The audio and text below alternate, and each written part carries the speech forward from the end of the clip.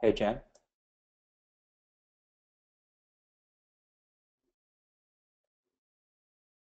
Sorry, yes. it's not working quite. Hold on, it might be PowerPoint related. Hang on here. No, I'm getting. Does it need you to start the broadcast? Sure, I can. Yeah, I think it. Do you see my? Something's going on, man. I can see your Anywhere I screen. click, you can. Uh-huh. Because anywhere I click in the control panel, it just gives me a ding. Doesn't. Let me try starting it on this end. The broadcast is now starting. All attendees are in listen-only mode. Hi, good morning, everyone. This is Tom Poland, the Professional Services Director at Acumen. Today we'll be talking about best practices for oil and gas projects using the Acumen suite. I want to give you a little background on our company before we get into the slides and the software demonstration. You're going to see this word a lot today, analytics. You're going to see risk consideration. You'll probably see us use the word quality plenty of times along the way too. In fact, there's analytics again. Um, uh, we're in the space of project management software, but maybe not what you're typically accustomed to. We're not focused on generating data. We're focused on analyzing data, turning it into information to support various analyses processes. Our core concepts really are, and we believe in this. This isn't just bullets on a page here. Project success requires a sound plan. It's just like the foundation of your house or the tires on your or the tires on your car. You absolutely need that strong foundation if you're going to be successful with your project. And then recently, we've developed this follow-on statement to say if you're forecasting, you absolutely need to consider your risk and build or bake your risk into your forecast. Both of these concepts, not only I'll be demonstrating them today, but I'll be showing you how you can use each of these two concepts with the Acumen software to achieve the goal of an on-time project execution and a forecast that readily incorporates the risks that you think you may experience on your project. A couple nice things we like to talk about here. Some recognition we've received in 2012, Planning Innovation of the Year, the Inc. 500 Award. Our legacy, we're not new at this. We have over 20 years, our leadership has over 20 years of project management software development, including OpenPlan, PertMaster, Fuse, our trademark schedule index. Um, we we perform have performed risk workshops. We're now performing metrics workshops and other what I consider to be industry-leading activities um, with regards to analytics and risk. Hey, Tom, sorry to interrupt, but I think there might be a technical problem with the slides. Could you try restarting PowerPoint possibly? I'm not seeing you advance the slides. You're still on the title slide. Oh, I'm sorry. No worries. I just didn't want you to keep talking without everyone being able to see. No problem. Let's. Um, do you see Fuse on my screen now? No, just the title Okay. slide. Okay. Let me go over to my control panel. Um, yeah. My unfortunately my control panel um, seems to have hung up. I don't know. Let's see. I can. Um, Here, why don't I take this screen from you and then switch it back and see if that helps. okay.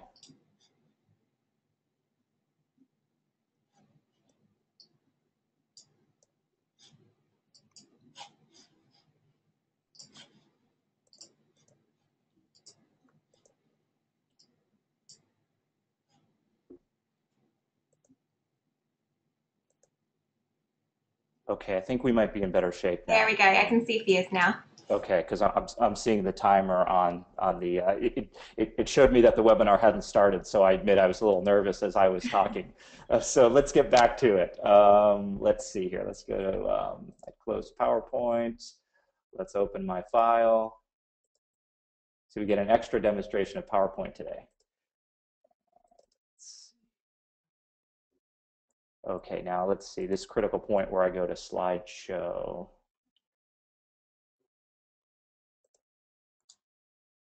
Okay, how's it keeping up now? Perfect. Thank you. I'm good now? Okay, thanks very much.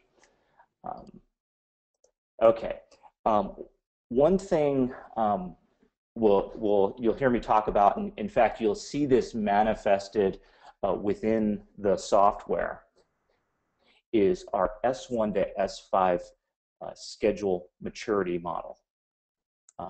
And our different software products line up very well in our model. In fact, that's no coincidence that this is what we've driven towards, is to be able to allow you to follow the S1 to S5 schedule maturity methodology using our products.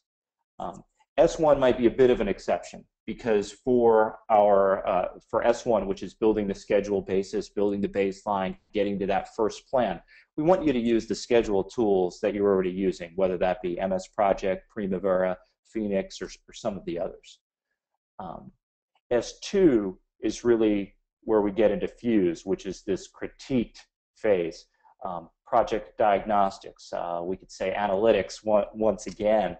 And this is where you're going to understand what exactly is in that schedule and what sort of quality number or quality index you can put on that schedule. Because frankly, if you don't have a certain level of quality, you don't want to leave the S3, or I'm sorry, the S2 phase.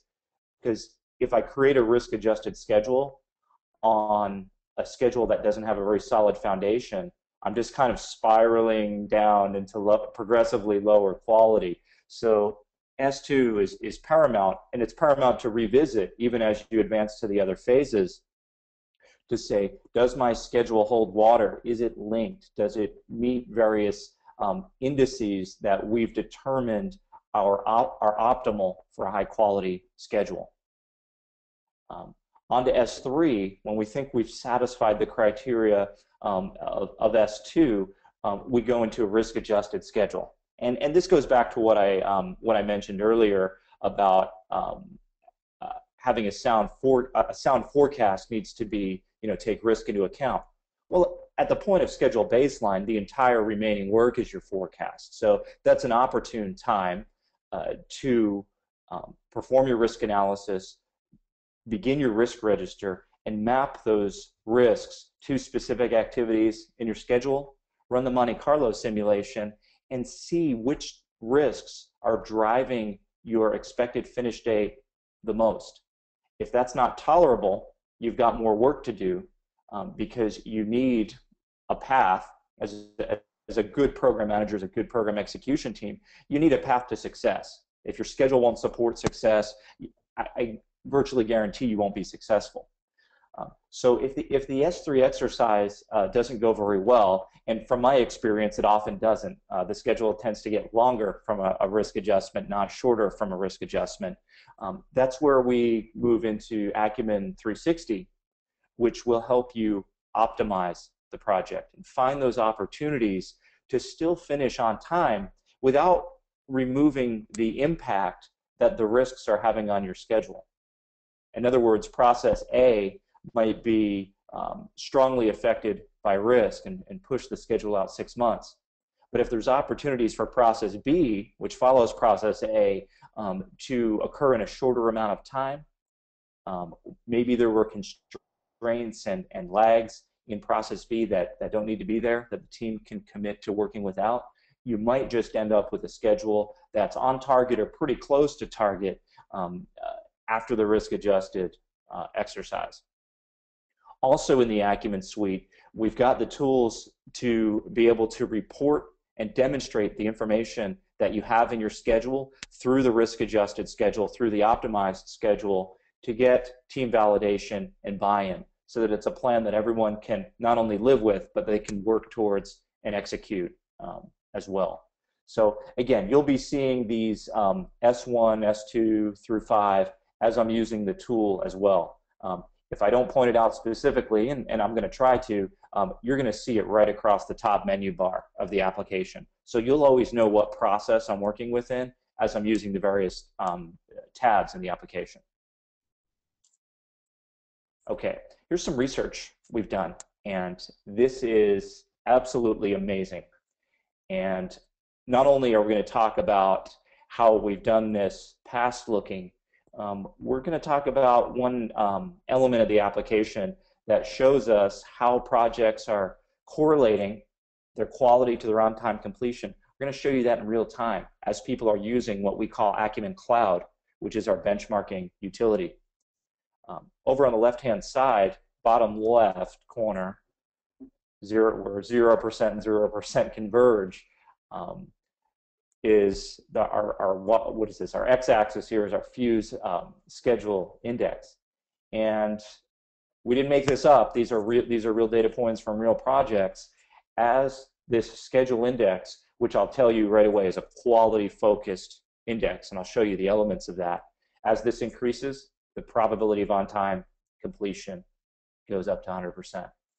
We've seen, honestly, we didn't know what these data points we were going to show, but we started getting the information in through Acumen Cloud. We started plotting them, and it makes good sense. If a schedule has high quality, if the team has gone through the rigor and the exercise to develop a high quality schedule and not accept a minimal or even a moderate level of quality, they see the results, they see the return on that time and tool investment with an extremely high probability of on-time completion. You will be able to see in using Fuse, we'll do this live today on my sample project. You're going to see exactly where you fall on this line. It's going to be a curve when we show it to you. It's going to be kind of a bell curve. We're going to get to that in a couple minutes. Some key best practices, supporting S1 through S5. This is a little bit of review. Start with a sound basis of schedule. Don't accept anything less than a sound schedule as you get into the risk adjustment. Then when you're ready, account for the uncertainty and the risk events as separate. I'm going to show you that in Acumen Risk today. We're going to optimize the schedule with 360. You're going to use all that information you've generated in those first 3 steps to get the team buy-in, and we've got the tools to do that as well. So let's start with talking about Fuse. Just as a reminder, I'll go back a few slides here because I don't think I really emphasized this. The Acumen Suite is comprised of 3 individual products that work together. In fact, they work all in the same environment. It's not 3 different icons on your desktop like Word, Excel, or PowerPoint. It's an integrated environment with these 3 components as well. In fact, today when you see me use the tool, you're going to see me open a single file one time and then use it throughout these 3 different applications. The first of which is Fuse, which is our more or less our S2 solution. Let me jump down to Acumen Risk, which falls within S3, and then finally 360, which falls in S4. And then the reporting in the whole suite I'll show you works together to get to your team-approved S5. Okay, let's talk Fuse. My goal today is to move steadily but expeditiously through the slides because I really want to get into the software demo and show you how quickly and easily I'm able to get to screens like this. This screenshot on the right, it looks pretty complex. It only takes a few seconds to set up your project like this, and it only takes me a few more seconds to explain to you that red is not so good and green is pretty good and yellow is kind of in the middle. So hoping to be able to show you that today. So let's get to it. Again, here's that quality word again. Understanding your shortcomings, addressing them in a visual way so you can understand what's going on, whether or not you're a scheduling expert or a statistician, for the goal of improving your project quality and overall having reliable project plans. The audience, we've listed a few key ones here. It's really wider than this, but these are good starting points with the tool. Schedulers and planners love this because they can check their quality at the source. They don't have someone coming back to them and telling them that they did something wrong or something wasn't planned right or something isn't linked. They can measure that themselves now and produce A+ quality work for review by program control. Program controls analysts get to take this and understand the overall quality of their cost and scheduling system. Forensic analysts, we have a module. You might not be able to see it now. You'll see it when we use Fuse. We have a module called Forensics, which is a forensic analyst's dream because they can see absolutely anything that's changed between multiple versions of the schedule.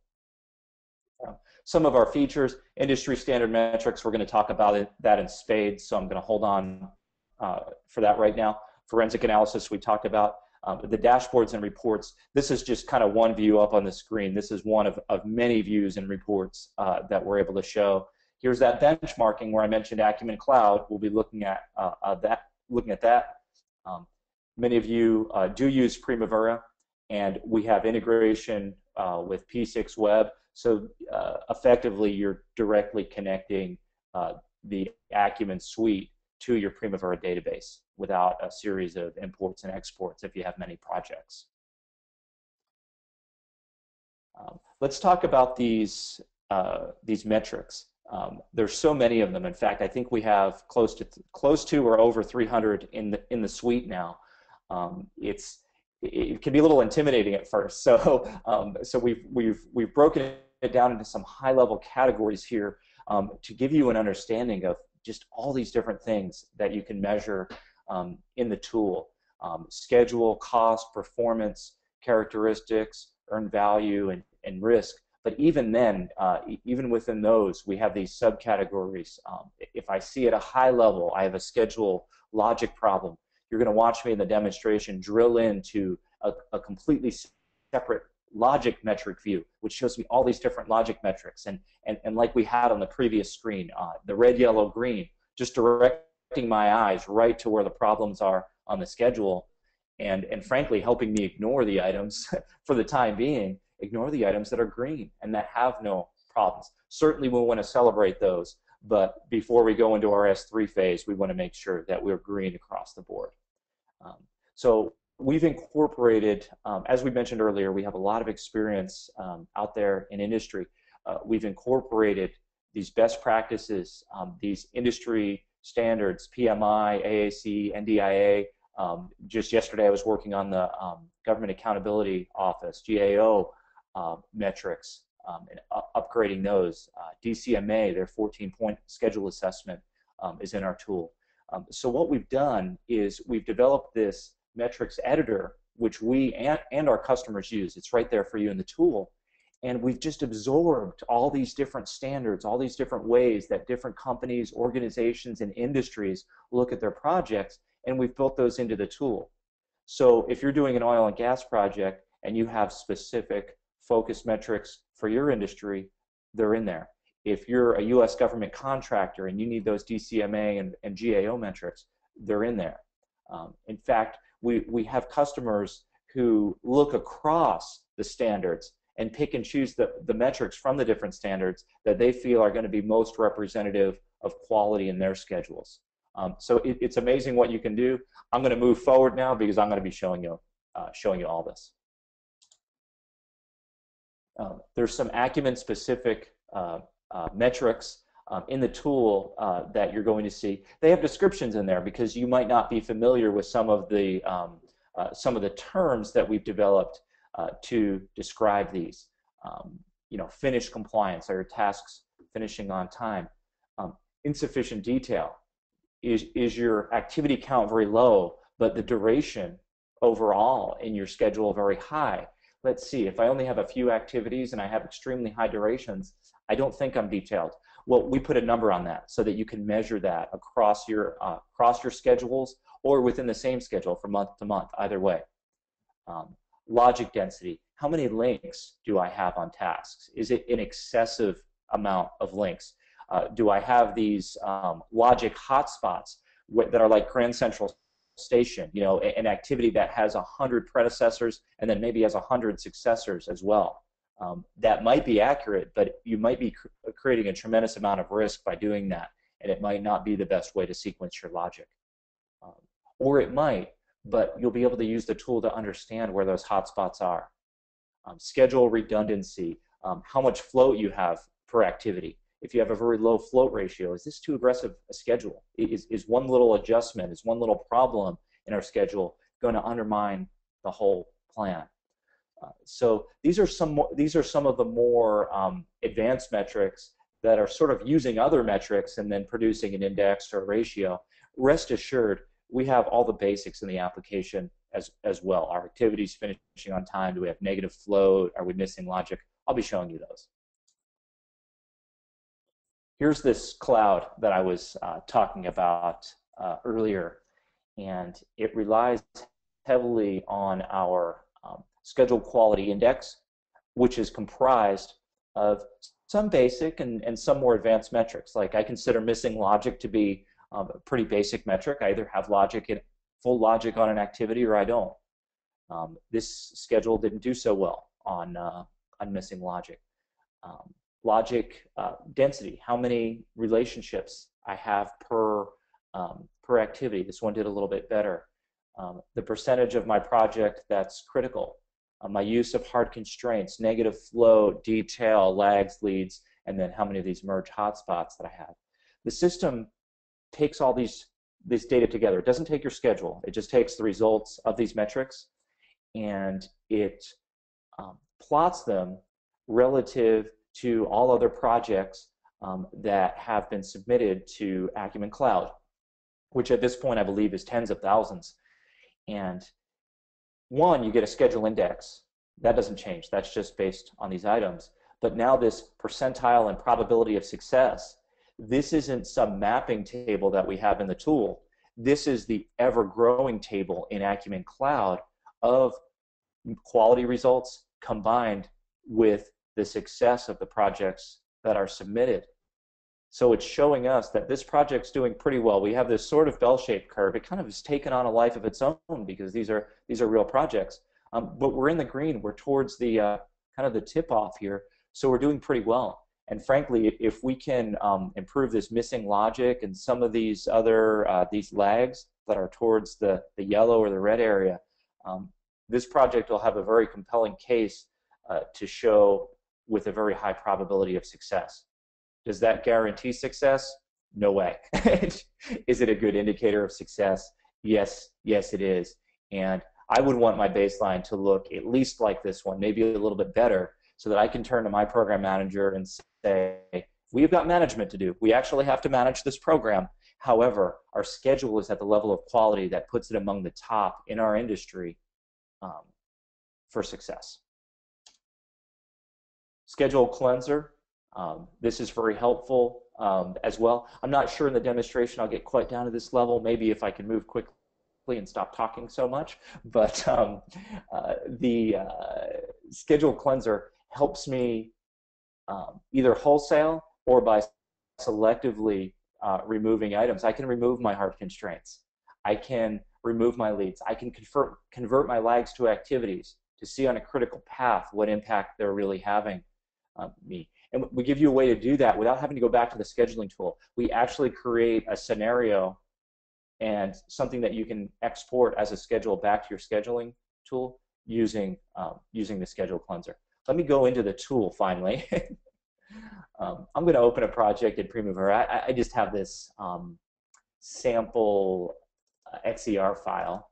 In fact, everyone who has the software installed has kind of a library of sample files available to them.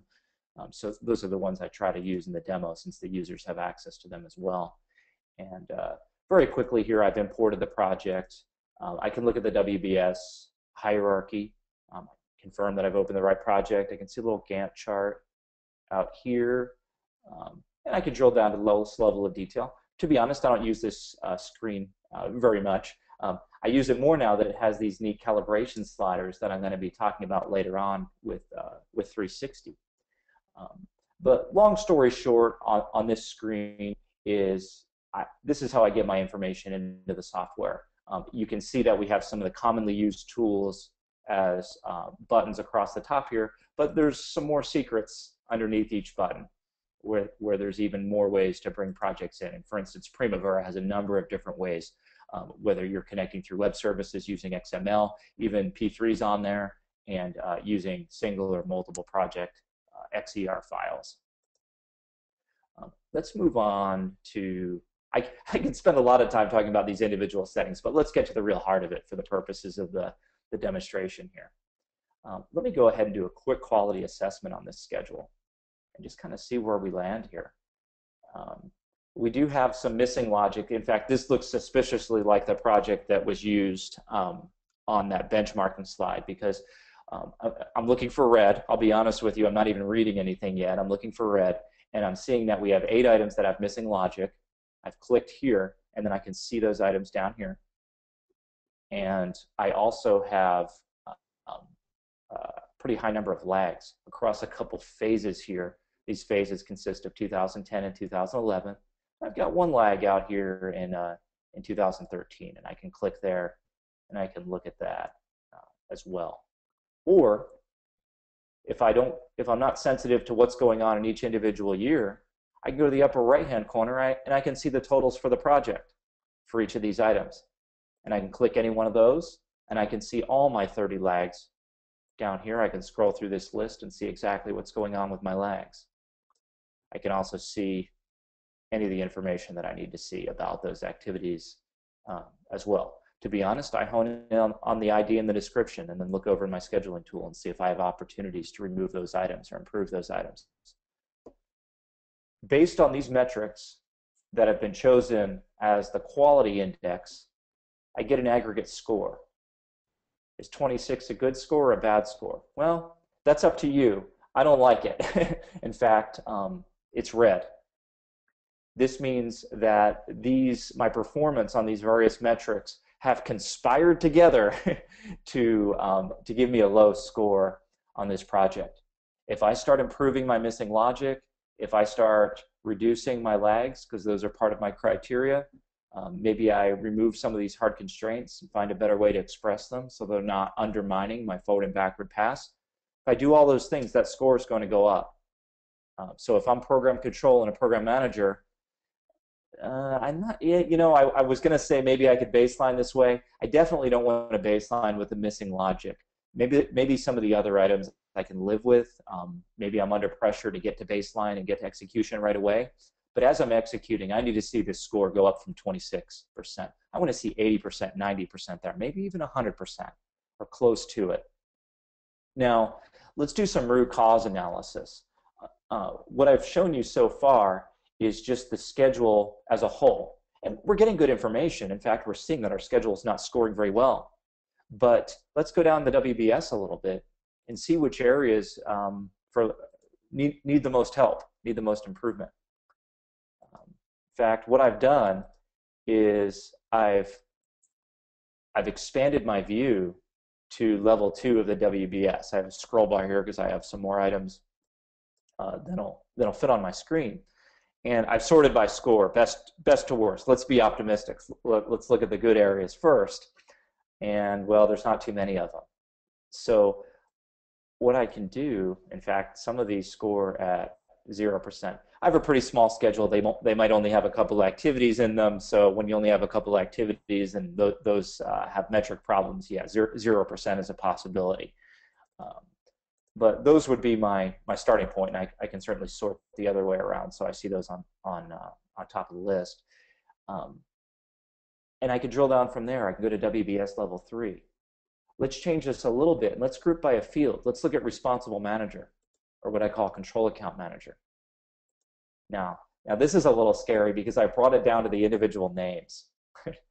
So I'm able to see that Jane Meyer, the activities that are assigned to Jane are actually scoring 42%. Relative to the others here, that's actually not bad.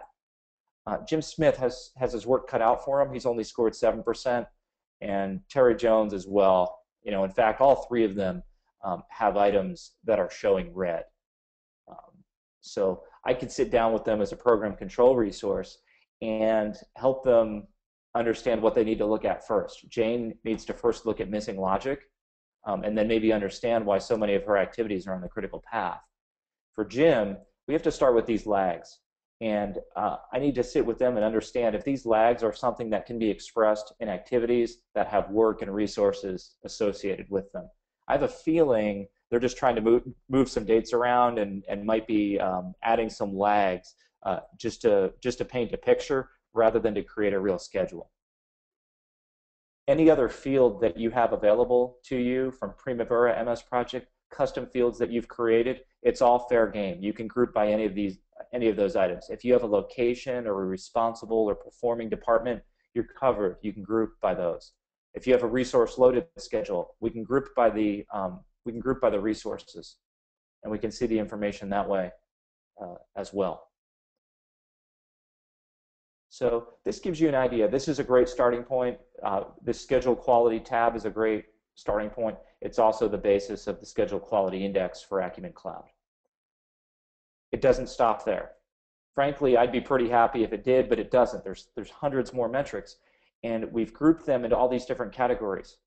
So let's say I've got logic problems, which I do. Let's go to the logic tab. Whole new set of metrics just for logic. Missing predecessors, missing successors. A breakdown of the different relationship types that are being used. You can see these descriptions are coming up as in these boxes as I'm going through. So if you don't know what logic density means, you just hover over it and it says, oh, it's the average number of links per activity. Same with merge hotspot, diverge hotspot, logic hotspot, open starts and finishes. So now that missing logic that had 8 items, that gets expanded into this entire analysis of the entire logic profile of my project. I've got some work to do. I can see now that my problem primarily, well, it's both. I have missing predecessors early on, but it seems like later on in our planning, we forgot to tie out all our activities with successors. Maybe some retraining is needed if these are all associated with one particular department or one particular responsible manager. It goes on and on. If I had a constraint problem on my schedule and I wanted to see exactly which type of constraints I was using and when, I can do that as well. If I want to look at my float picture, if I want to look at earned value or earned schedule, compliance with my baseline. I haven't loaded a baseline into this one, so I'm probably pretty compliant with it. My risk inputs, my risk exposure, analysis we can do after we've used our S3, Acumen Risk. Oh yeah, there's those S2s and S3s, S4s up there as well. Let me just pick one more. I think you get the point by now, is for your convenience, we've taken many of the hundreds of metrics and organized them into these categories to get started. There's no reason why you can't build your own. I'm able to pull the metrics up over on the side. Here's the metrics dictionary with all these categories, all these metrics you can choose from. It's kind of like your own construction set out here, where you can take these and then I can add these to my ribbon analyzer, which is up here, my phase analyzer down here. I can add it to all of them. I can have it with the intersection analyzer. I can have some of the information appear right here on the timeline. So the takeaway here is you get a tremendous amount of flexibility in what you're measuring. Briefly here, I'll show you how we can change this so we're showing a trend on a line chart. I can make this a histogram. I get all my kind of Excel type charting options here as well. I can customize this screen to remove quadrants. I can produce this information for the benefit of executives, where it takes this information and it rolls it up in real English instead of these charts and diagrams.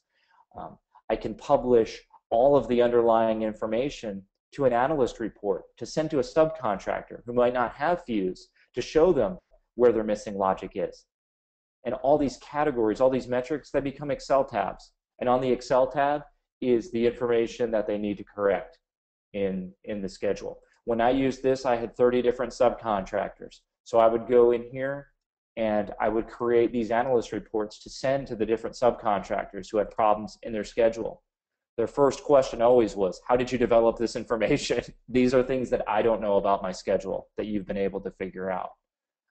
And they were a little bit scared, frankly, that we had this level of information. But we worked together, and I showed them hey, I want you guys to get to green. I want you to be a good supplier. I want to work with you on future contracts. So tremendous amount. I've really just scratched the surface. I probably went into too much detail, and I really scratched the surface on what this screen is capable of. It's fair for me to say I've spent most of my years with Fuse as a user using this screen. It's only recently that I've come over to Acumen to give seminars like this. Let's go to this logic tab. This is everything you wanted or didn't want to know about the logic in your schedule. We did have some logic metrics on the previous screen. This is the next level down of detail for logic. I won't need to spend quite as much time here as I did on the diagnostic screen. It's kind of intuitive. You can see the buttons are terrific because I don't always remember the definition of an open start. I know it's a start that isn't being driven by any other items. And then here's a visual picture where I do have a predecessor-successor relationship between these two activities, so it would actually pass a Primavera type logic check, but nevertheless, there's nothing driving the start date. It's got a finish-to-finish predecessor, but it doesn't have a predecessor that drives the start in any way. Conversely, open finishes, this looks like it has a start-to-finish relationship. I'm not sure I like that, but the finish date isn't driving anything. Why are we doing this activity? Well, there's a reason why we're doing this activity, and if we click here, we can see specifically which items in our schedule have an open finish and aren't driving anything based on their finish date. The usual suspects are here: reverse logic, out-of-sequence logic. Most organizations that I've worked with don't like to use logic on summary tasks, yet sometimes, sometimes it appears that they will, so we can check that. Open ends, of course. Circular logic, hopefully a schedule doesn't get to you, doesn't get to this phase with circular logic, but guess what? They can. Someone can create logic after they do their Primavera or MS project calculation, and let's check mine. Oh, good, okay, no circular logic. Someone can create circular logic, not recalc it, and send you the schedule, and they've just unknowingly sent you a schedule that has circular logic in it. Without having to go to Primavera and do your own calculation, you can check for circular logic right here. We have a redundancy index and the specific redundant items. I go to the picture where I can see that I have a path between three tasks, but then I also have a redundant path as well. So we don't need both, and it's telling you where you have both, and that's preventing you from having a smooth forward and backward pass, and it really can constrain you if you're trying to expedite your schedule. Lags and leads, I can look for those. Let me do one more thing here. I'm going to pull in a snapshot, kind of a second version of my schedule, and it's going to have an intuitive name. It's called 6-month update. I'm going to import it. Okay, let's go to forensics. I've talked about forensics, I think, twice now. Let's actually show you what it is. It's comparing absolutely every aspect between my initial plan and my 6-month update. If I want to see where I've added or removed activities, I can do that. You can see here, initial plan didn't have these two activities, but the 6-month update does. If I'm in an environment where tight scope control is needed, and I don't have documentation that shows why these two items were added, I've got to stop the presses for a minute and figure out what's going on. And that's what forensics helps me do. Modified relationships. We've gone from finish to start with -10 days of lag to finish to start with 0 days of lag. In some cases, we've removed relationships. In some cases, we've added relationships. Modified resource assignments. Modified calendars. Has the subcontractor added a work shift to keep their schedule on track? Have they added it to their schedule but not in real life? I've run into that. Over here, any field in the schedule that you need to track from month to month can be added here. These are just the default ones.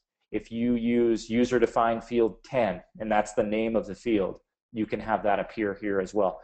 I'm not going to get to this level of detail, but we have a field mapping utility that takes the things that are important in your user-defined fields, and even the ones that aren't important, and maps those into either existing fuse fields, like description, if you use a different field for description, or if you have development phase, which you track as a completely separate field, development phase could be one of the items here as well.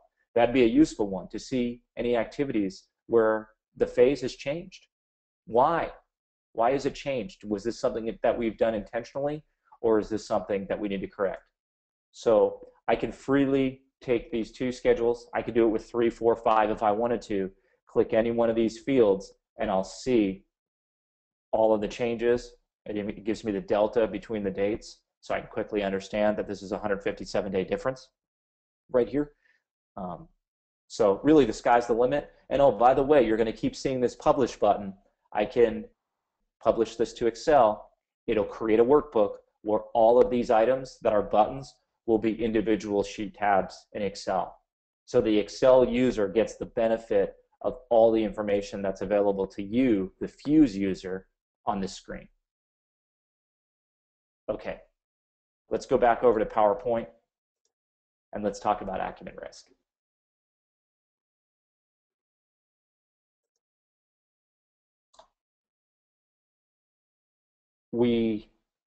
As we talked about earlier, we don't feel you have a reliable forecast if you don't perform the risk analysis function. You may think you know what your critical path is. However, if you have a non-critical path from a calculation perspective, but if it has a high amount of risk, it's what we call a hidden critical path. It's the path that's going to become critical as the program executes. I've had that happen on every program that I've worked on, where these critical paths that start out as secondary or tertiary critical paths in the program, by the midpoint, our critical path profile is completely different than it was at baseline. And all these near critical paths have negative float and have pushed the project past the contractual completion date. So we feel if you're not doing this risk analysis, you don't have realism in your forecast. You don't have a schedule that's ready for team buy-in. So let's talk about what Acumen Risk will help you do for risk analysis. You're going to be able to reduce your risk exposure, really understand your risk exposure first. Understand where to spend your mitigation dollars. That's the most important thing to me in the world. Is we know we're in trouble.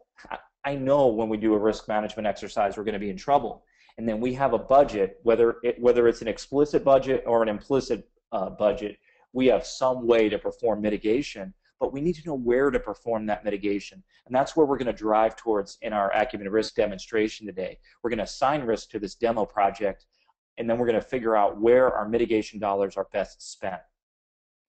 Our audience, again, it's really wider than this, but let's talk about the top 3. Risk analysts who are working today, like I was, with tools like Excel, or maybe some of the other risk tools that are out there. Project stakeholders, that can really be anyone involved. They need to understand where their money is being spent and if there's a reliable way to get to completion of the project in the dates and the budget that are needed for execution of the project. And of course, project managers, they need to understand every month, maybe even every week, where they stand with respect to risk and their ability to execute the project. Some of the key features in Acumen Risk are the ability to combine cost and schedule risk. You can do that even if your schedule is not cost and resource loaded. We have an integrated risk register, not just some Excel document that sits on the side like I've always had prior to Acumen Risk, but an actual risk register that integrates and links to specific activities in the schedule. I'm going to show you how easy that is. And then our goal with this demonstration is going to be to get to our top risk drivers so we know exactly where to spend those mitigation dollars. How does Acumen Risk work? I'll go briefly on this. It's based on CPM scheduling. It's running scenarios that are driven by the uncertainty and the risks that we bake into our risk model. And then also when we bring cost into the picture, we're going to see as durations become uncertain, cost becomes uncertain as well.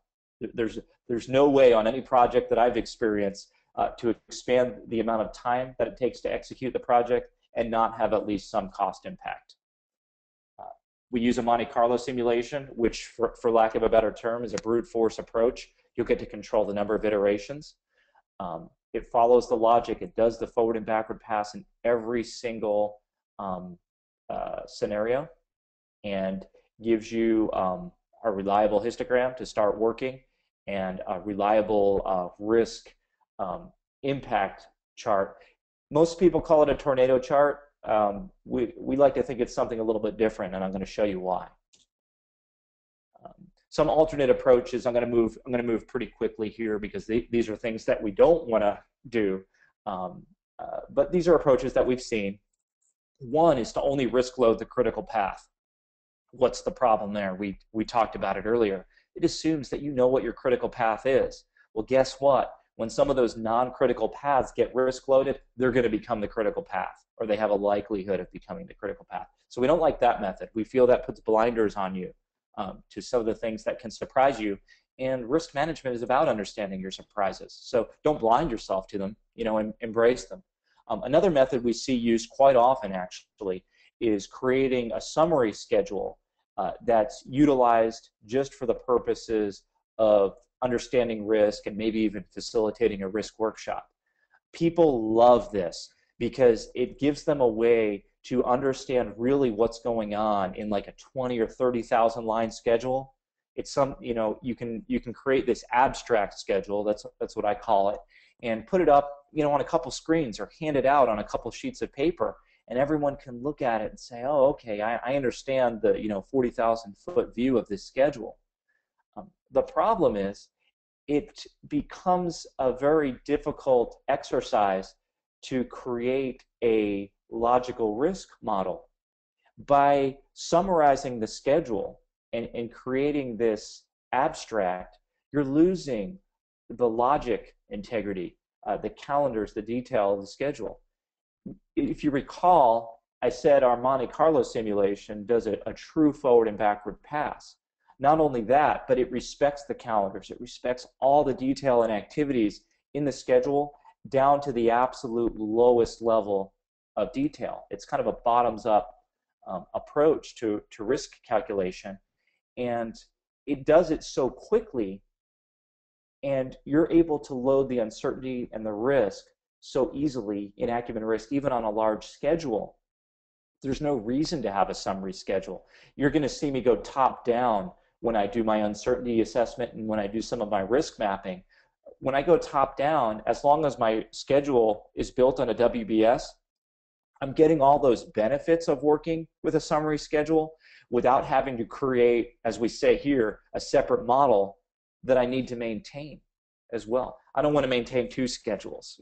A large schedule is enough of a handful without me needing to every month look at the summary schedule and make sure it's correlated and integrated with my detailed master schedule. That's an exercise that I'd like to prevent if I can.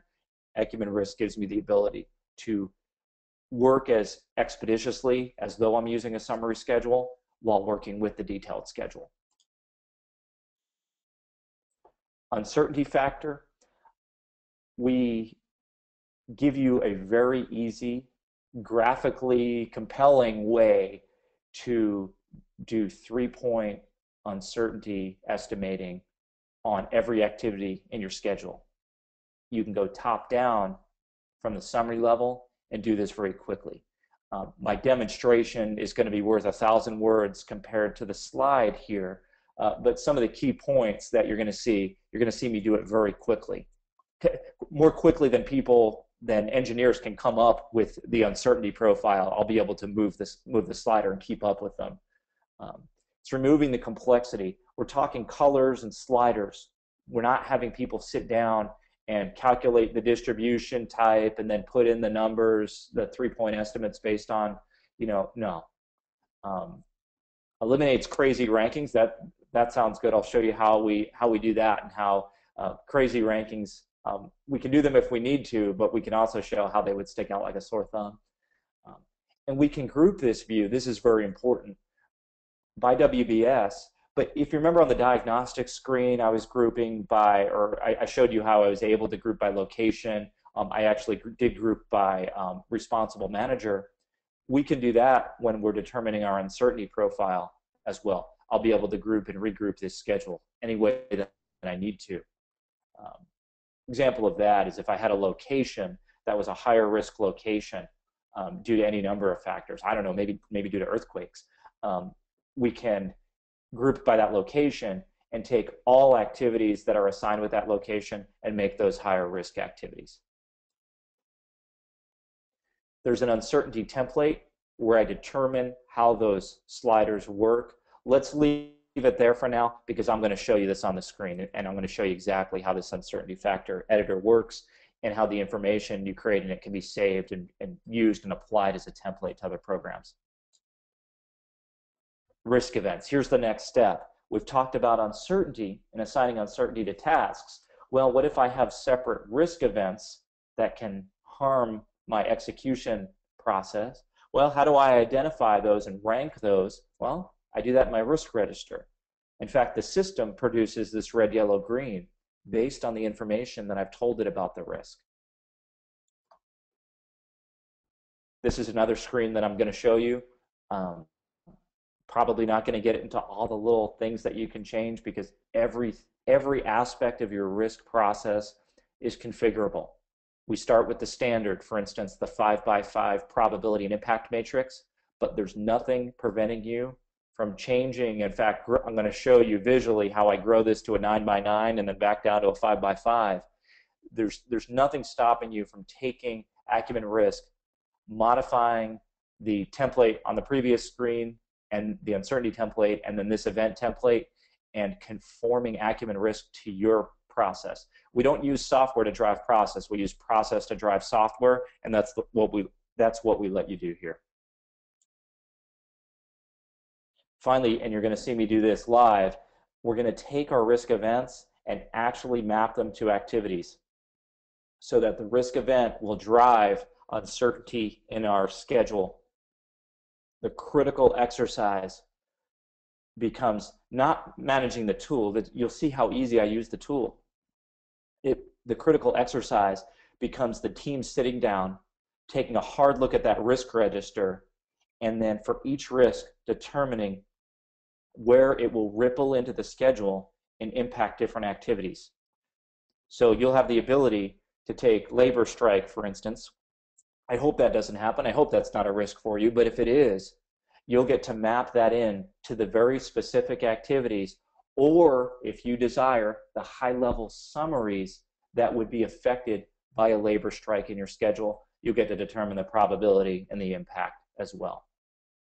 What we don't show here is if you want to put labor strike in active mitigation through negotiations or other mitigation methods, you'll be able to assign a mitigation profile to labor strike as well.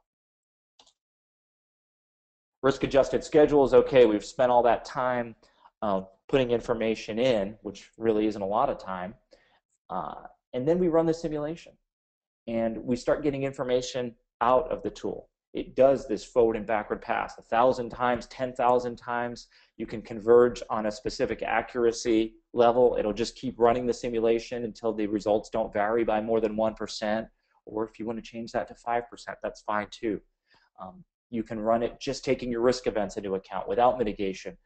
We're going to run it both ways. We're going to run it with risk events, and then we're going to switch, and we're going to run it with mitigation, and we're going to see the difference between the two. Risk exposure. I'm going to show you this histogram live, but we're going to see some default dates, P50, P75 dates that come out of the system. But if we want to know our 80% probability date, we can do that. You're going to see me drag over this live and show you for these different distribution values what the probability is as well. This is this tornado chart that we think is frankly better than anything else we've seen or used out there. This is where we can prioritize. We see the impact of our different risk drivers, and we can prioritize our mitigation based on what's having the most impact on our project. We're going to compare 3 different scenarios. If I have enough time, I'll get to 3 different scenarios. If I need to keep moving, I'll just do 2 scenarios. And let's go to acumen risk. Enough of this PowerPoint stuff. Notice I just went over to S3 acumen risk. Here's the project that I had just loaded and used in Fuse. Let's assign some uncertainty, and we can do it as quickly as I am here. I just did it at the summary level under feed. So all these activities under this summary, the uncertainty profile, which I moved to light red, which is going to extend our durations when we run the simulation, they all went along for the ride. If I want to adjust one individually, I can. So using 2 sliders, I just adjusted a summary and then 1, 2, 3, 4, 5 tasks. If this were 100 tasks under here and I moved the summary, they would all move. Well, wait, one of them didn't move. Oh yeah, that's the one I adjusted manually, so it stayed locked. If I want to unlock it, I can go here and now it goes back along. Let me adjust my screen a little bit here because I want to show you what's going on here to the right. Minimum duration, most likely maximum duration. As I move the slider, those values are changing. I used to have to 10 key in Excel all these different items. I can still do that if I want to. I can overtype any of these. It'll override the slider. In fact, it'll make the slider lighter to show that, that we're not using the slider for that item. So I'm going to move some of these sliders. And as I'm doing this, even though I don't have these items expanded, it's made the adjustment underneath. And just for kicks, let's go change one there, because I can. I can even go at the top project level if I want to. Let's adjust a couple of these others. I don't know why I make things look so bad in demonstrations. Maybe it leads to better demonstration, or maybe for some projects it's more realistic, who knows. All of these values that it's assigning for the 3-point estimates, those are defined in this uncertainty template. In fact, right now my slider has 5 choices. It can have as many as 7 choices, or just a couple if you want. Some teams just like 3. Is it conservative? Is it realistic? Or is it aggressive? We've gone, to some finer shades of meaning. If you have your own terminology, that's fine too. Just overtype it on here on the template. If you think your most likely is actually 105% of the original duration, well, let's make that 110. I can change these. Most likely doesn't have to mean 100% of the original duration. Your team, your projects, they might traditionally underestimate the effort required, and you can build that factor in. Let's go ahead and run the Monte Carlo simulation. Some of you might be saying, well, you haven't loaded risks in yet. You've just looked at uncertainty. Absolutely. We can run the simulation anyway. I'm going to be pulling in risks in a minute, but let's just get that first look. It's asking me to save because I haven't in a while, so let's do that. Okay, now let's run this simulation. It goes through 1,000 iterations very quickly. And let's go to the top level here. This is the uncertainty profile for our project. I have bad news for everyone. Our deterministic finish date of January 31st has about a 0% chance of occurring. We have a 50% probability of meeting February 25th, 75% of March 4th, and 100% of April 10th. I'm going to add an 80%. I'm just going to go up to 80. I'm going to right click, and it's just added 80% of March 6th. And let's see the contingency that I'd need in my schedule to guarantee that 80% date. I'd need to find 34 days to meet my 80%. We don't stop here with this histogram. This is the project level view. Some people like the graphics. I'll be honest with you guys, I go straight for the table to see what my best case P50, P75 is. That doesn't mean you can't go out here on the table and see, or on the chart and see exactly what your probability is at all these different dates. So if you have a contract completion date, maybe that was a couple weeks after January 30th, maybe January 30th was your goal, but you really need to be done by February 15th. You can go out to February 15th on the chart and see what your probability is of meeting that date. And let's see, we got about 18%. So we need to have a serious conversation about how we're going to get there.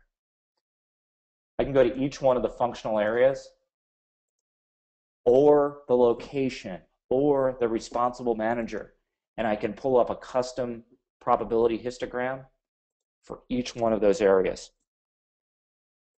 So I can sit down with individuals and show them what their profile looks like and see if they're at 0%, or if they, this one's at 0%, that one's at 1%, but it looks like everyone's got some work to do. Let's go ahead and go to the risk register. I'm gonna cheat, and I'm gonna import one that we give you with the product. It's called Populated Risk Register. And these are risks that we've identified that could potentially be associated with the items in this project schedule. In fact, some of them, I've imported the mapping as well. Manufacturing, we've previously mapped to risk number 9. So there's a relationship between these two items right now. Risk number 9, its behavior, and as it comes up in the Monte Carlo simulations, it's going to affect manufacturing. Even though manufacturing has no duration uncertainty assigned to it, it has this risk assigned to it. In fact, this risk has a very high probability of occurrence, and when it does occur, it has a very high schedule impact and a very high cost impact. If I'm in manufacturing, I'm going to want to keep an eye and potentially mitigate risk number 9. In fact, it scores as 25, which is the worst score that we can have. You'll be able to define that score to anything that you want. Now, there's mitigation steps underway. They can do some early procurement. The cost will be $500,000, but that'll reduce the probability to very low. In fact, the overall score would become 5 and put us in the green. So that's impressive. If they have the $500,000 to spend and they can mitigate this risk to a very low probability, manufacturing is going to be happy. So the question becomes, do we have the $500,000, and is this the best place to spend the $500,000? We don't know yet, because there might be some other areas that are more critical. This is my indicator, my graphical indicator that this item has been mapped to a risk.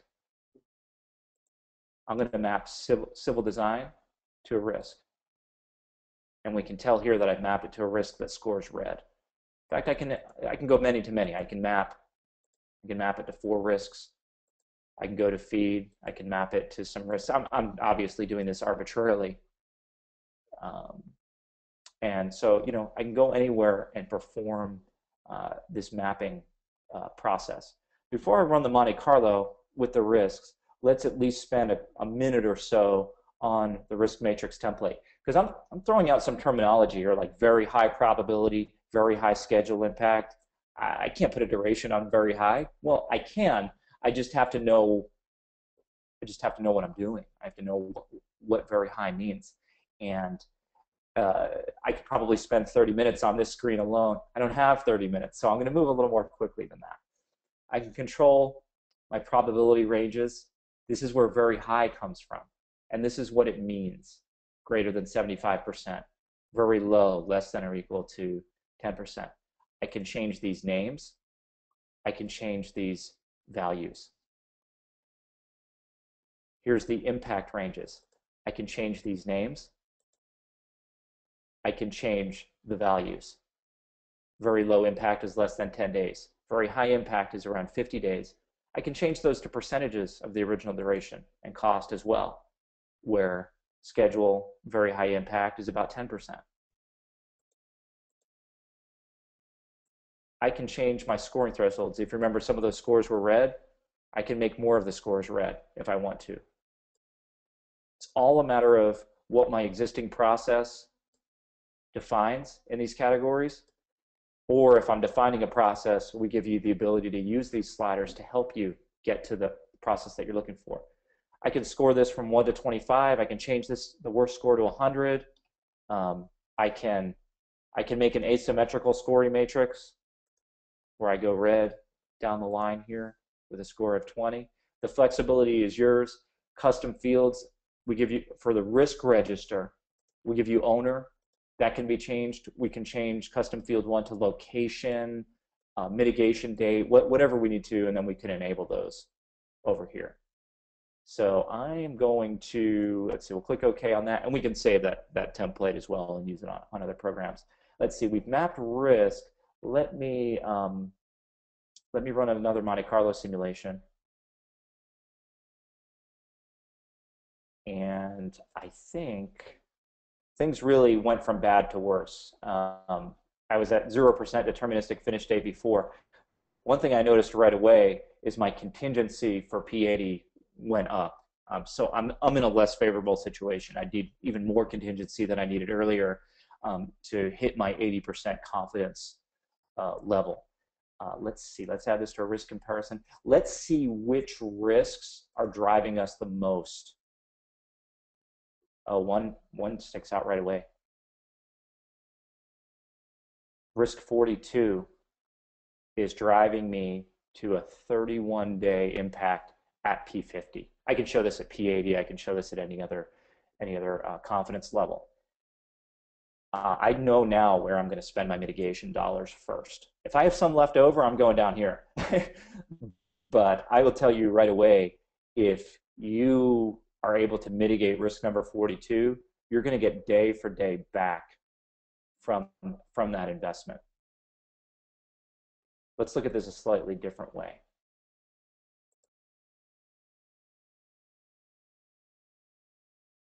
These are the risks down the left-hand side, and then in the legend here are the activities that those risks are impacting. So it's kind of the same information as I have here, but it's whether you want to talk from a activity perspective and then which are being affected by which risks, or from a risk perspective and then which activities the risks are affecting. This is your roadmap for mitigation right here. Let's look at a comparison. This first line, this was my confidence profile when I just had uncertainty, and this is when I loaded the risks. Let's go to P50.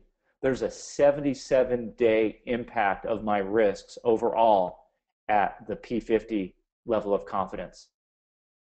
If we ran another iteration, and I'm not going to have time for that this morning, we could change our risks, we could put our mitigation plans in place, and we would see which direction this S-curve was going to head. If we're mitigating and we're doing it well, our S-curve will move to the left. In other words, we can put additional S-curves on this screen, and we can measure the difference between any two of them. If we add risk and run another simulation, we're going to have an additional S-curve out here to the right. You can track this any way that you want. You can do this every month and add your S-curve for that month. You can do scenario analysis where you add 4 or 5 risks that you're not sure you're ready to add yet, but if we did, what would the impact be? And you could put another S-curve representing those risks on this screen. So this is really basic functionality. It basically takes a picture of your S-curve and then just overlays them. But for me, it's very powerful to see where I'm heading. It's one thing to have a single point of data. It's another thing entirely to see if you're trending in the right direction. For Acumen Risk, the two most helpful things to me, obviously we have a number of items here, are the item I just showed you, the risk comparison, and then once again, this risk driver showing me the answer in terms of days. Traditionally, you'll see a tornado chart in terms of percent impact, percent criticality. We have those measures. We have those items. I leave it right here on this schedule contribution to show me day for day where risk is impacting me, as it did the Monte Carlo P50 or any other of my exposure values, for instance, P80 here, 36 days and 117 days overall. Things that I haven't shown you that are there, in fact, we have some YouTube videos out there that show off some of the additional techniques. Bringing in a cost overlay, meaning that if I don't need a cost-loaded schedule, I can pull in an Excel file that represents the cost, whether or not it's even structured according to this WBS, and I can map the items from a cost matrix to a schedule matrix and then do my cost risk analysis that way. And if anyone's looking for more information on that, we can certainly provide that and actually give you links to our YouTube videos as well. Those links are on our website as well. Let's go to 360. And then Jen's going to talk to us about what's coming up in just a few days in Fuse 4.1. Acumen 360 is about project optimization.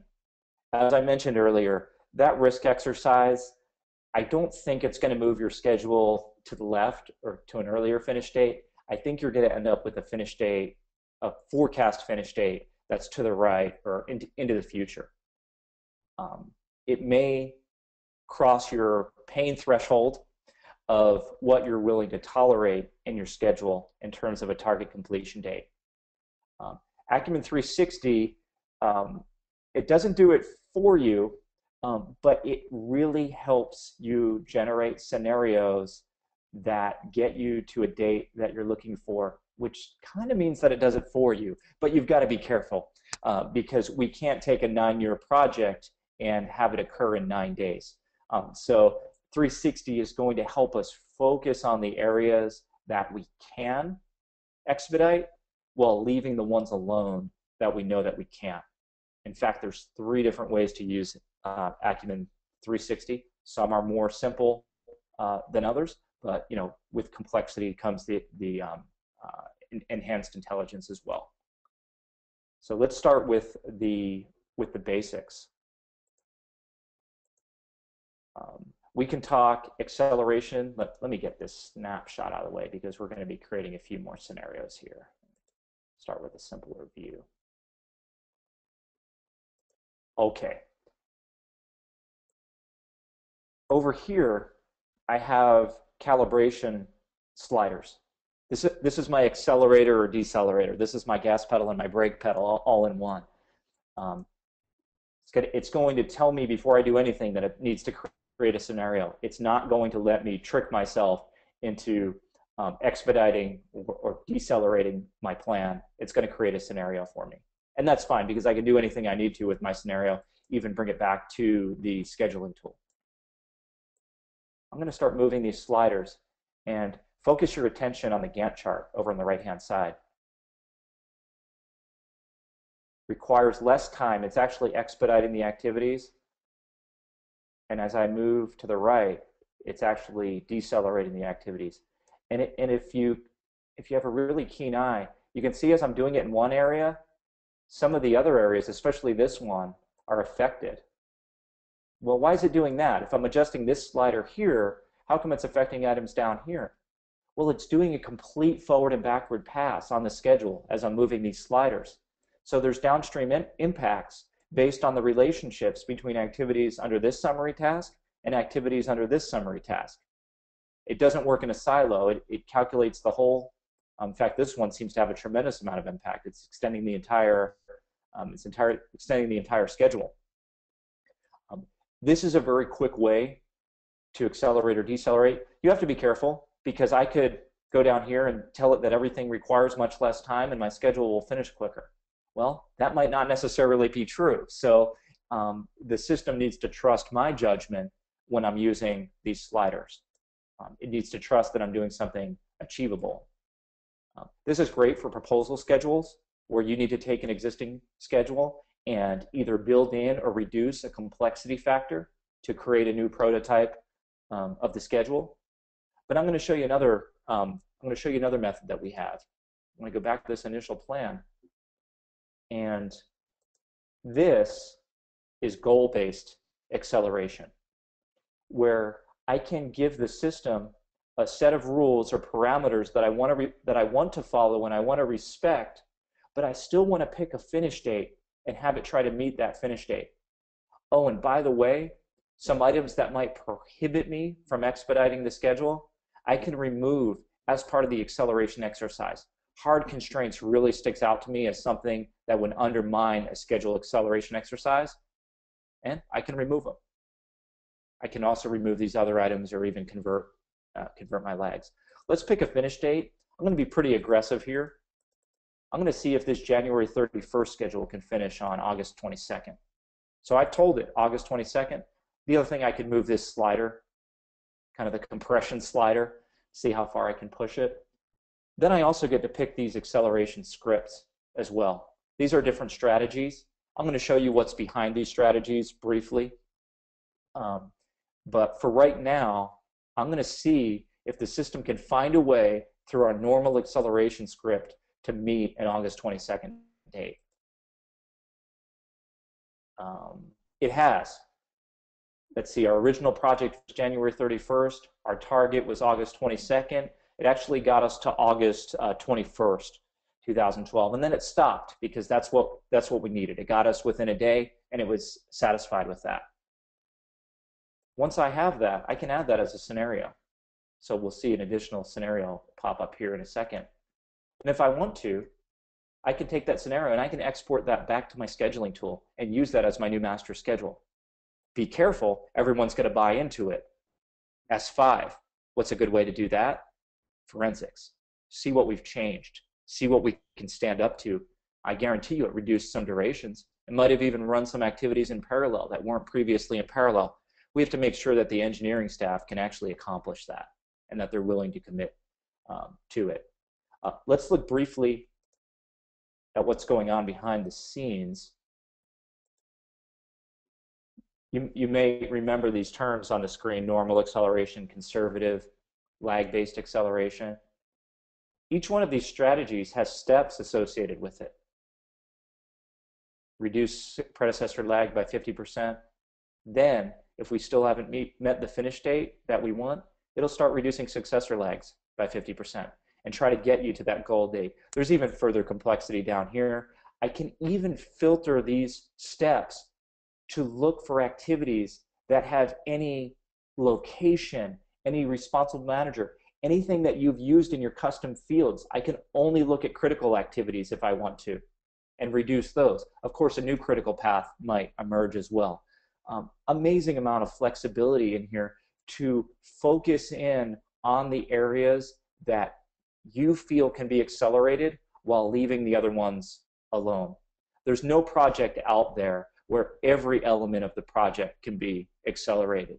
Your experts, your program manager and your engineering managers, if they're willing to have a candid discussion, they'll be able to help you understand which areas might be prone to an acceleration, to benefiting from an acceleration exercise.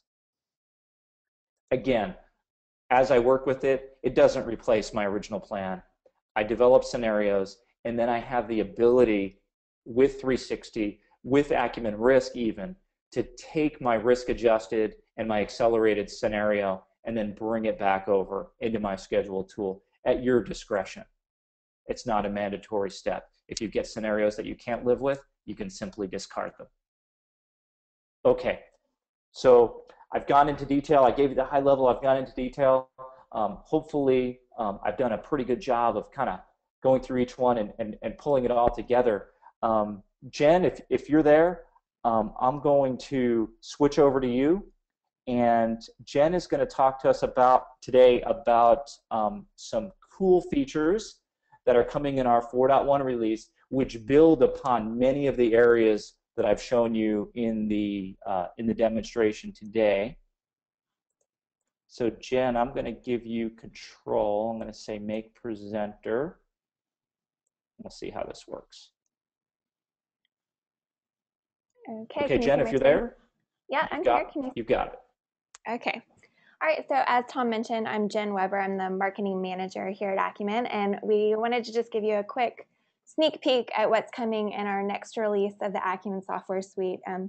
You should, if you are already a Fuse user or a Risk user, you should start to see these new features or get the update notice within the next couple of days. So since we're a little bit limited on time, I think rather than me showing you the slides or kind of walking through the new features in slide, I'm going to jump right into Fuse and actually demonstrate them for you here.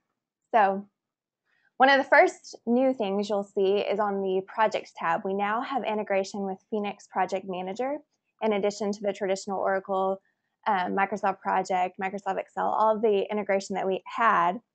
We've added the ability for you to do your schedule diagnostics, your risk analysis, and even your acceleration that Tom showed you using a schedule built in Phoenix. We've also added the ability or support for multi-databases in P6 Web as another integration feature. In Fuse, one of our, I guess there's been two major new features, and both of them happen to be new analysis methods. So as Tom showed you in the current version, you have the ability to look at your schedule by time phases. So this can be years, dates, quarters, any kind of time slice that you want to do, and you can analyze your metrics across time. With the new trend analysis feature, rather than looking at the metrics across time, you can now analyze them based on project snapshots. So I have my initial plan project here, and I can see all of my metrics for that, my 1 month update, my 6 month update, and then my current schedule. If you wanted to look at this using project snapshots, as I've done, that's possible. If you wanted to say you weren't looking at an integrated master schedule and you wanted to look at individual work package schedules, so you could have, your engineering schedule here, your construction schedule here, and so on, and break them up that way. So what that allows you to do is, rather than just looking at the project, you can still group the activities that, by a common field. So you can see here we've done it by activity status, and I can see within my initial plan there were 0 activities that were complete. I was able to complete 3 of them by my 1 month update, 8 of them by my 6 month update, and then in my current schedule I have 15 activities completed. So it shows you how the different metrics or the different progress is being made across your project snapshots. If you wanted to look at something, say you were just interested in looking at how the score is changing or how the quality of each of these projects is improving with each update, you can look at that down here in the bottom analysis, the phase analyzer. So you can see originally I had a score of 26%. This has gone all the way down to 23% in my current schedule. And if I wanted to even get a little bit more detailed, I can add that score to my intersection analyzer. And now I can see within each grouping for each project what that score is and how it's changing across the snapshots. The second new analysis feature added to Acumen Fuse is this logic sensitivity test. So what this allows you to do is it's going to basically show you how sensitive is your schedule or different activities within your schedule to a delay. So you can select any activity within your schedule. I'm going to choose, let's do secondary long lead items. You can identify how much duration you want to add or how much you want to push that nudge activity. We'll just leave it at the default of 600 days. And then you can select which activity you want to look for the impact on. So what this is going to tell me is, if I were to delay secondary long leads by 600 days, what impact will that have on the project finish? So it quickly runs the analysis and it charts that impact for me. So I can see there's no delay all the way up until I've gotten to 156 days. So I have all the way until 156 days of delay before project finish starts to be impacted. And then from there, I can actually see what the impact is. So at 270 days of delay, that impacts my finish date by 154 days of delay. So if I wanted to, I can look at this at any number of impact all the way up to 600, which was the full amount that we added, and see how much the full delay impacts the total project finish. And you might have seen the option, you can create a scenario at any of these days. So if you wanted to, say you were comfortable with a slip of 220 days and you wanted to go ahead and create a scenario with this criteria, you could do that directly from this screen. So the goal is to show you either how much delay you can expect or how much impact you can expect on project finish from a delayed activity, or to tell you how much nudge or how much room you have on a given activity before it starts to impact projects or milestones later down in the project. So those are the two main new features, I guess, in Acumen Fuse. We've also added a couple of new things to Acumen Risk. So the first is now you have the ability to do weather modeling or discrete calendar event modeling. So rather than being limited to a threat and opportunity, and like you are in the current version of Fuse, you can add a calendar event or a weather event. So say you wanted to make sure to include the impact of a potential hurricane, and you knew that hurricane season for this project was only in the months of, say, June through November. So I've added in my window or my hurricane timing to the project. I've added that risk activity, and then just like in the current version, you can go back and map that to which activities this hurricane or the hurricane season might impact. The other option is to add a risk window, and this is for things like, or this is for potential risks where you know it's going to happen, but you're not quite sure of the timing of when it's going to happen. So say you knew that a possible risk for your project was a frozen canal, but you weren't quite sure when it was going to freeze over. It could be as early as December, but it could be as late as maybe February, and you're not quite sure how long that's going to last. You can add in your minimum dates, your most likely dates, and your maximum dates for that frozen canal and how it will affect the project, and then go ahead and map those or map that risk event back to the activities. With both risk windows and calendar events, you have the option to decide if you want to prevent the activities from splitting across the risk window. So looking at the hurricane, if I chose to prevent activities from splitting, and one of my activities was supposed to occur in June, that would move that whole activity, the start and finish, all the way until after hurricane season. If I allowed splitting, it would allow me to do some of the work on that activity before the hurricane season and some of the work after, or finish it up after that season. And same for the risk window. And then the final, or I guess one of the more exciting new features of Acumen Risk is the Risk Advisor. So Tom showed you during the demo how you can go through and risk load or uncertainty load all of the activities within your schedule. But we found with a lot of our customers is they want a little bit more guidance as to what a common uncertainty assignment would be. So you can use the Risk Advisor to kind of make suggestions based on your schedule of what uncertainties you should assign to each activity. And you have a couple of criteria options. So you can have suggestions based on schedule quality. So for any activity that has a schedule quality score or a Fuse index score of greater than 75, the Risk Advisor will show that as a conservative activity. If it's less than 10% Fuse quality score, it's going to flag that as a very aggressive activity. Your other options are to look at historical performance. You can focus on a specific metric. So if you wanted to look at anything with a logic hotspot, maybe we'd want to flag that more aggressively than those without logic hotspots. Or if you had a custom field or a standard field you wanted to set your criteria suggestions on, you could do that as well. But let's do it with schedule quality. So Fuse has gone through and looked at the schedule index or the schedule quality score of every single one of my activities and come back and told me that based on that score, what my uncertainty profile should be. So you can see that here in the recommendations column. So for the whole of detailed design, I have a schedule quality of 0%.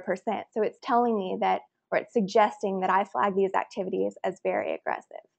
So I can do that at the summary level, or in the case of, let's look at construction, within construction, there are different assignments for each activity. I could apply the summary assignment to all of these activities, or I could take the individual assignments for each activity and have those applied. And you can pick and choose which ones you want to do. If you disagree with the recommendation and you still want to set your own uncertainty assignments, you can definitely do that. And just as Tom showed you in the demo, these assignments automatically get populated to the min, most likely, max. So you're doing your 3-point estimates. The risk advisor just kind of gives you a little bit of guidance as to what these assignments should be. We've also added the ability in Acumen Risk to the risk factors approach, so assigning probabilities and a min, most likely, max to your risk events. And we've also given you the ability to generate P schedules or generate new scenarios based on either the risk input, so you can generate a scenario just based on these uncertainty assignments that you've done, or after you run the analysis, if you wanted to generate, say, a P50 schedule or a P75 schedule, you can do that as well. And of course, all of those scenarios can be pushed back to your traditional scheduling tool, Primavera or Microsoft Project, whatever you're using. So I think that quickly covers all of the new features. Tom, did you want to answer any of the questions that came through, or I know we only have about a minute left, but yeah, I haven't seen too many questions come across. Actually, if you switch over to me, I'll put the media slide up that shows like where people can find some more information. Okay.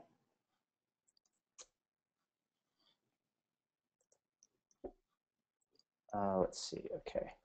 Jen, I'm so jealous that you have 4.1 right now, and then that you have the pre-release version, and that I don't. That's tremendous capability. The weather modeling with the risk register, it goes so far beyond just assigning individual risks and defining individual risks. Now, whether or not it splits, whether you should start an activity or not prior to a weather event, and the risk advisor.